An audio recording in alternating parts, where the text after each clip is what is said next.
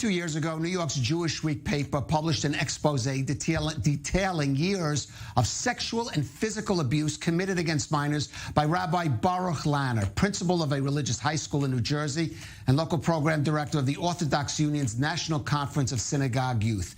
You could say it was the first big Me Too type expose in the U.S. Orthodox world that caused a tremendous stir.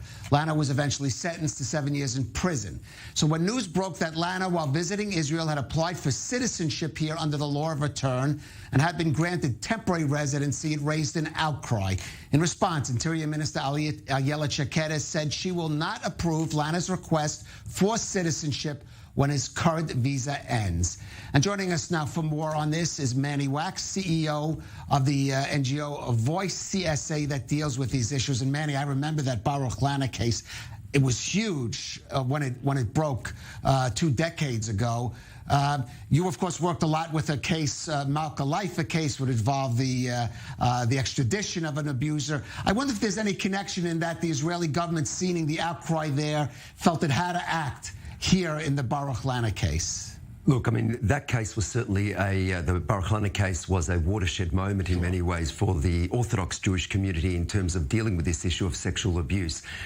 In response to your question, I do believe that the Malka Life case and the heightened information that was disseminated across the world and ultimately portrayed Israel in a negative light probably would have played a role here in terms of the Interior Minister, Ayelet Shaked, responding straight away and saying that she does not intend to give him citizenship. However, there are still unanswered questions. Right. For example, he has received temporary residence now for the next year. Why did he receive that? Who is going to ensure that he will not be endangering Israeli children now over the next year? What mechanisms are in place to ensure that that happens? Well, you kind of jumped ahead to my next question because, as I said, notorious figure. He has a criminal record. He's a registered sex offender.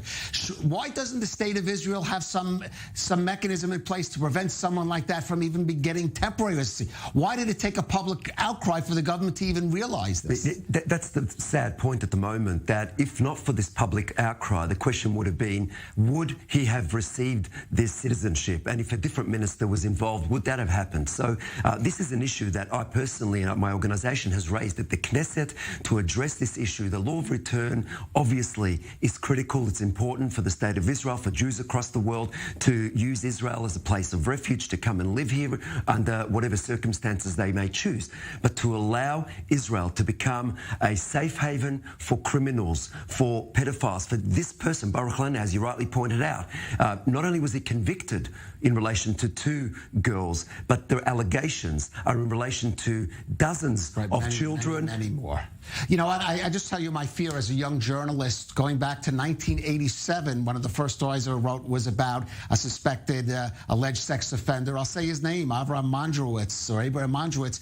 And I was writing, he's expected to be deported in months. And to the best of my knowledge, is still in Israel. So that does raise, as you said, questions about what will happen with Baruch Lanner. Absolutely. All of these loopholes must be addressed. And we've been raising this issue for many years. And as we spoke about earlier, Malka Life, that's a case in point as well, although hers is a little different circumstances because she was an Israeli citizen to begin with, but she still used Israel as a place of refuge, thereby not only endangering local kids here in Israel, but also evading justice from overseas. And we have many other such cases over the years. Some of them have come to the media attention or the public attention, and others have not. But the Israeli government needs to address this issue to ensure that our kids in Israel here are safe, that Israel's reputation isn't one of being a safe haven for pedophiles, and also so that victims and survivors, wherever they are in the world, can have faith in the system and ensure that justice,